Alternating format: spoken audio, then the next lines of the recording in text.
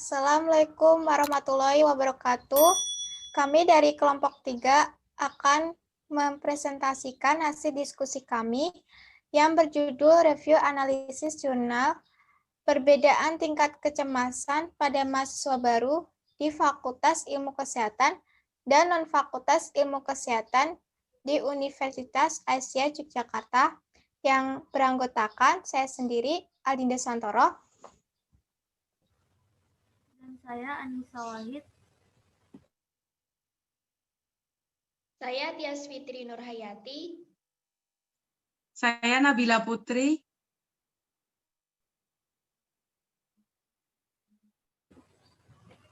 Baik, bagian pertama dari jurnal ini yang kami analisis adalah judul. Seperti yang teman-teman ketahui bahwa judul merupakan kepala karangan. Judul adalah nama yang dipakai untuk buku atau bab dalam buku ataupun karangan apapun yang dapat menyeratkan secara pendek isi atau maksud karangan tersebut. Judul jurnal tidak diperbolehkan memiliki makna ganda, dan judul jurnal juga disarankan tidak lebih dari 12 kata dalam bahasa Indonesia dan hanya 10 kata dalam bahasa Inggris. Judul menggunakan huruf kapital, dicetak tebal, dan berada di atas dan tengah halaman utama. Cantumkan nama penulis dan pembimbing dengan disertai afiliasi perguruan tinggi atau instansi akademis lainnya. Serta cantumkan juga alamat rumah dan alamat email penulis beserta pembimbing. Nah, dalam jurnal ini terdapat judul yaitu Perbedaan Tingkat Kecemasan pada Mahasiswa Baru di Fakultas Ilmu Kesehatan dan Non-Fakultas Ilmu Kesehatan Universitas Asia Yogyakarta. Nah, analisis kami, judul ini telah sesuai dan mewakili seluruh isi jurnalnya. Dalam penulisan jurnal pun tidak terdapat singkatan atau akronim, awal kata kapital, kecuali preposisi dan konjungsi. Menarik, logis, dan sesuai dengan isi. Ditulis tebal dan berada di atas tengah halaman utama. Namun, judul jurnal ini melebihi jumlah kata yang disarankan, yaitu tidak lebih dari 12 kata dalam bahasa Indonesia. Selanjutnya.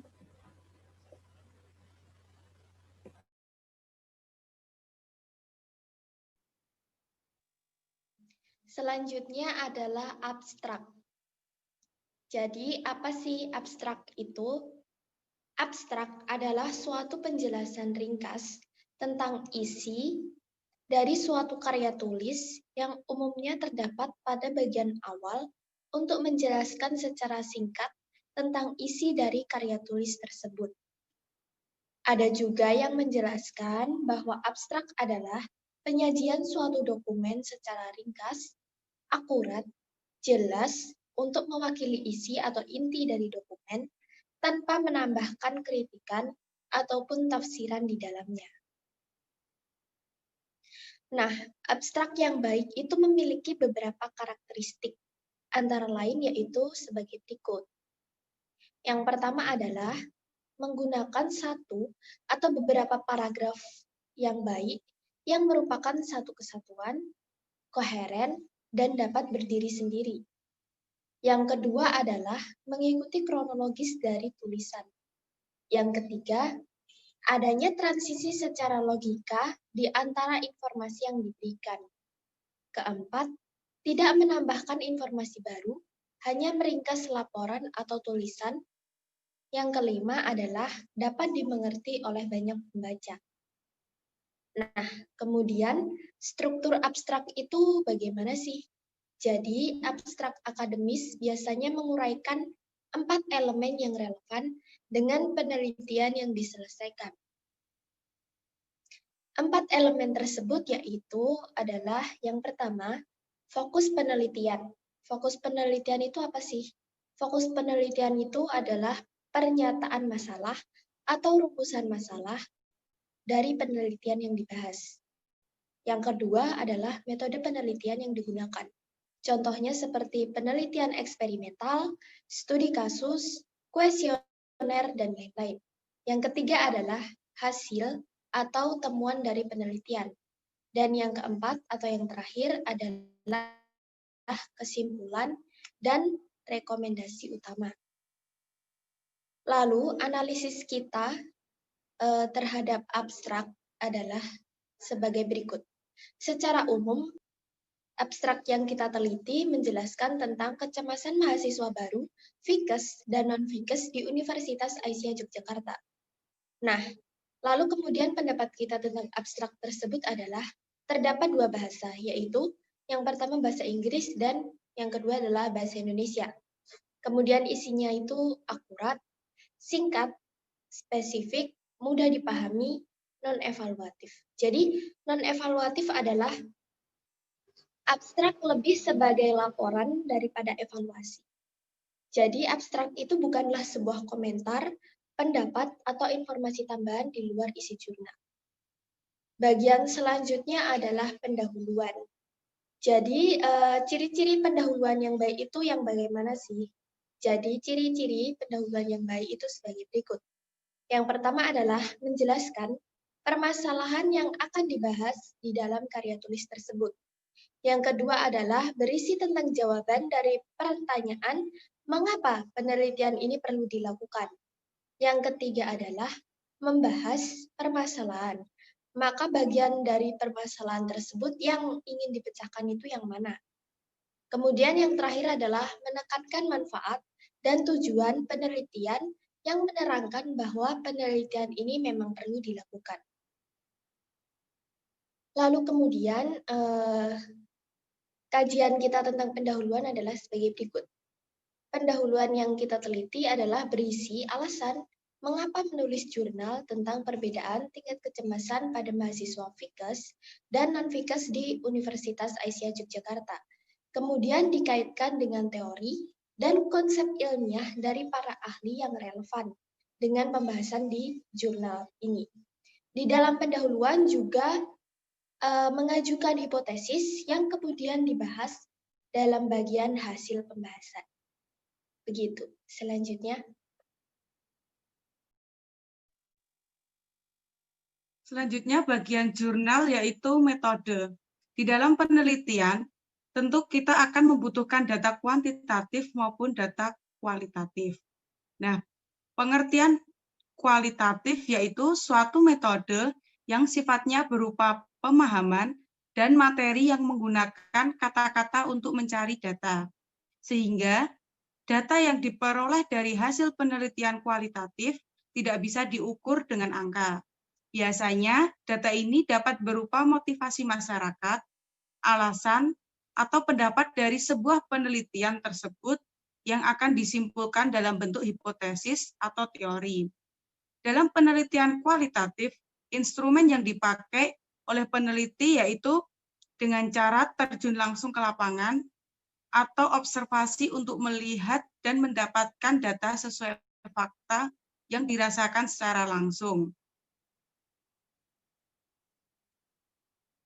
Metode kuantitatif, yaitu sebuah metode yang digunakan untuk mengumpulkan atau mencari data dalam bentuk presentase yang menggunakan angka.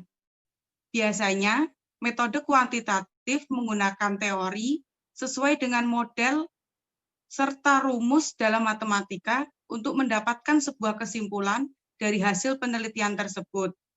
Instrumen pada metode kuantitatif yaitu melakukan penelitian dengan cara angket, kuesioner, dan berbagai instrumen lainnya.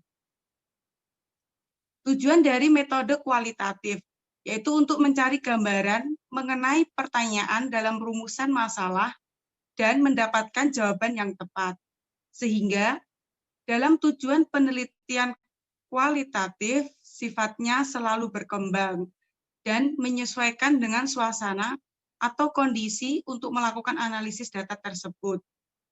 Sedangkan tujuan dari metode kuantitatif yaitu untuk mendapatkan jawaban singkat dari pertanyaan yang sesuai dengan rumusan masalah tersebut. Sehingga tujuan ini terpusat pada arah penelitian yang bisa dilihat dan sesuai dengan arahan hipotesa penelitian. Nah, analisis dari kelompok kami yaitu terdapat kata istilah overprotection, tender-minded, dan lain-lainnya. Metode penelitian pada jurnal ini yaitu menggunakan metode kuantitatif dan kualitatif. Selanjutnya bagian jurnal yaitu hasil. Tanggapan dari kelompok kami yaitu di dalam penelitian ini menggunakan metode kualitatif dan kuantitatif. Kuantitatif ditunjukkan dengan adanya tabel di dalam hasil penelitian. Mengumpulkan data dalam penelitian ini menggunakan alat tes yaitu NSQ dan BDI. Sedangkan metode kualitatif ditunjukkan dengan spesifikasi kecemasan dan pengaruh depresi pada mahasiswa baru Fakultas Ilmu Kesehatan dan non-Fakultas Ilmu Kesehatan di Universitas Aisyah, yaitu dengan cara mengukur depresi menggunakan alat Back Depression Inventory yang mengukur derajat depresi dari Dr. Iron TB yang mengandung skala depresi yang terdiri dari 21 item yang menggambarkan 21 kategori, yaitu perasaan sedih, perasaan pesimis, perasaan gagal, perasaan tidak puas, perasaan bersalah, perasaan dihukum, perasaan membenci diri sendiri, perasaan menyalahkan diri sendiri, keinginan bunuh diri, mudah menangis, mudah tersinggung, menarik diri dari hubungan sosial, mengambil keputusan, penyimpangan citra tubuh, kemunduran pekerjaan, gangguan tidur, kelelahan, kehilangan nafsu makan, penurunan berat badan, preokupasi somatik, dan kehilangan libido. Selanjutnya, kesimpulan. Kesimpulan adalah pernyataan atau proposi kalimat yang disampaikan diambil dari beberapa pernyataan ide pemikiran dengan beberapa aturan inferensi yang berlaku. Kesimpulan termasuk suatu gagasan yang tercapai di bagian akhir pembicaraan, atau dengan kata lain, bahwa kesimpulan adalah hasil dari suatu pembicaraan, bukan hanya gagasan yang disampaikan pada akhir suatu pembicaraan. Tapi, kesimpulan juga harus dicantumkan pada bagian akhir dari suatu karya tulis ilmiah. Kesimpulan dari sebuah jurnal penelitian perlu meringkas isi dan tujuan dari jurnal tersebut. Selanjutnya, ada ciri-ciri atau karakteristik kesimpulan yang baik adalah sebagai berikut.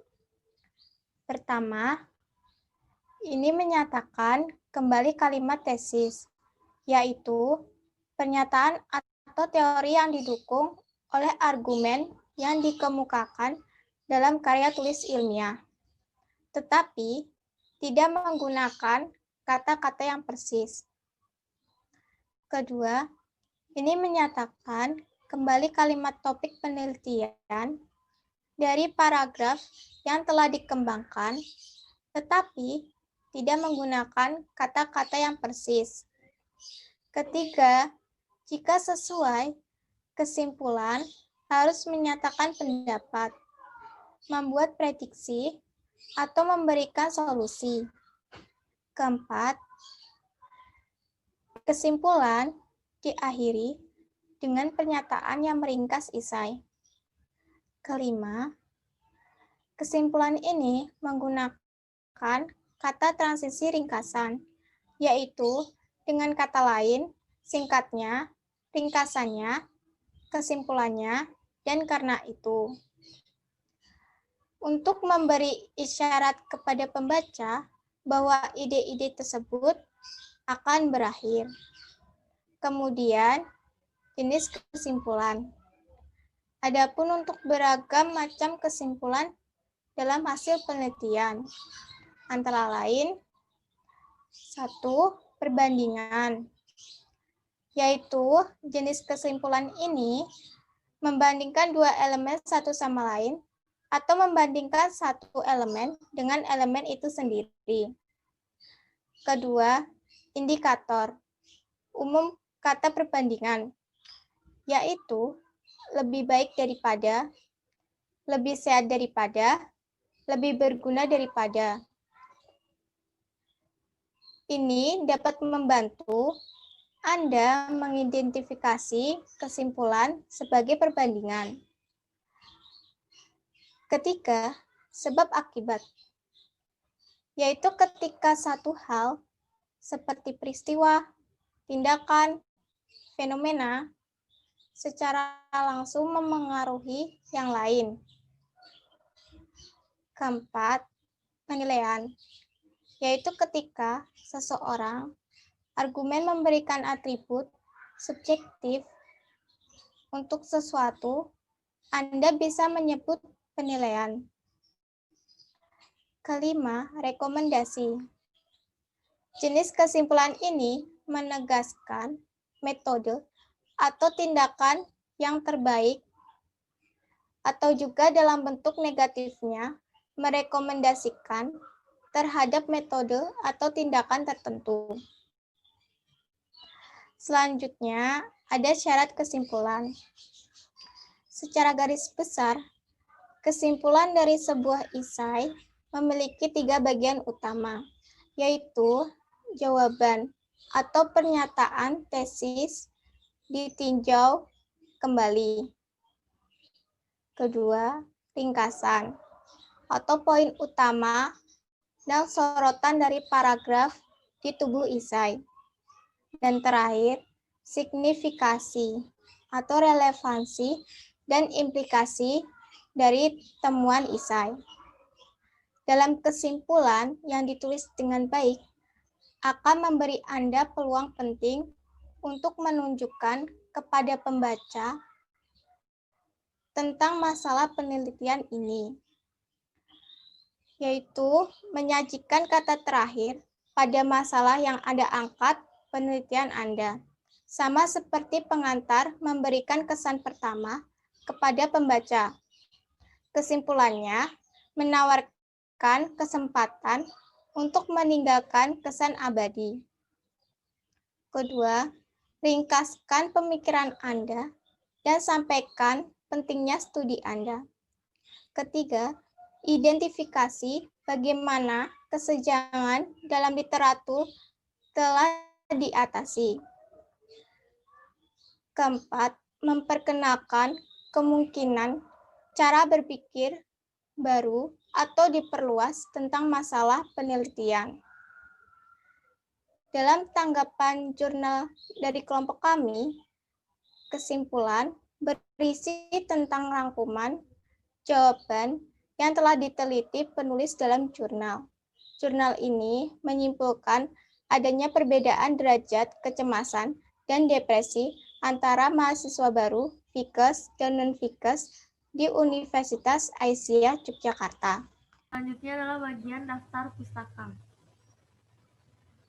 Daftar pustaka adalah suatu susunan tulisan di akhir sebuah karya ilmiah yang isinya berupa nama penulis, judul tulisan, penerbit, identitas penerbit, dan tahun terbit. Ada beberapa hal yang perlu diperhatikan dalam menulis daftar pustaka dari sumber buku. Hal paling utama tersebut adalah memperhatikan urutan dan tanda bacanya. Yang pertama adalah nama. Nama penulis harus ditulis paling awal, dan jangan lupa untuk selalu menuliskan nama belakang penulis terlebih dahulu. Kemudian dilanjutkan dengan tanda koma Setelah itu, cantumkan nama depan dan tengah penulis buku tersebut. Jika buku tersebut merupakan karya dari 2 penulis atau lebih, hanya penulis pertamalah yang urutan namanya dibalik.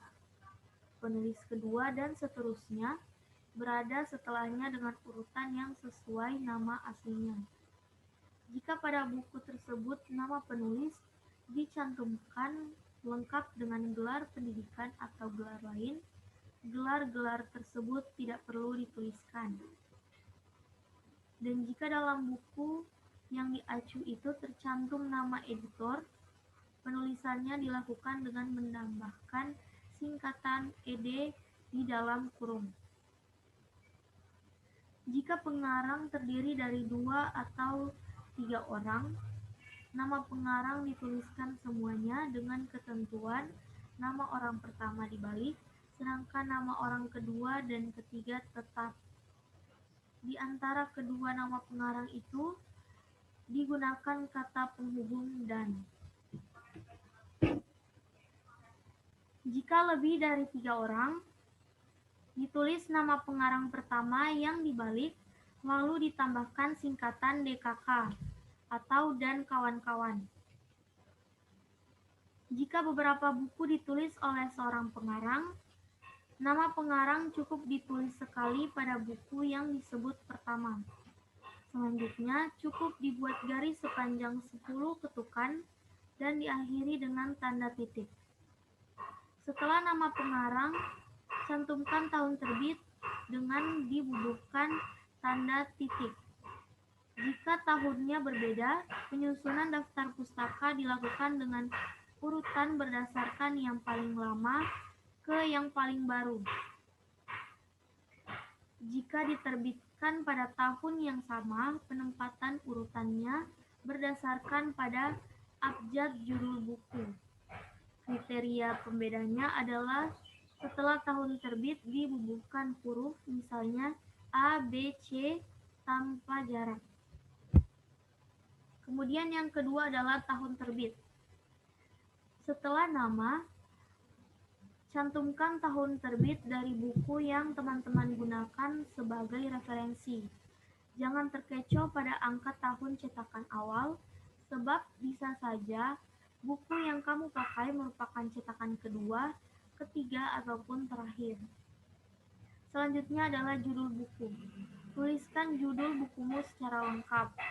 Jangan lupa penulisan judul dibuat dengan italik atau huruf miring. Kemudian yang terakhir adalah kota dan nama penerbit. Bagian terakhir dalam penulisan daftar pustaka sebuah buku adalah mencantumkan kota penerbitan dan nama penerbit yang mencetak buku tersebut. Dahulukan penulis nama kota, lalu diikuti dengan nama penerbit yang dibatasi dengan tanda titik 2. Hal lain yang perlu diperhatikan adalah tanda batas dari tiap urutan. Pastikan teman-teman menggunakan tanda titik untuk membatasi urutan nama, tahun terbit, judul buku, hingga kota dan nama penerbit. Dalam analisis kami, daftar pustaka di jurnal ini sudah sangat sesuai. Ciri-ciri dalam daftar pustaka pun sudah benar. Misal penulisan pada nama dibalik, terdapat tahun terbit, judul bercetak miring, juga terdapat kota terbit dan penerbit.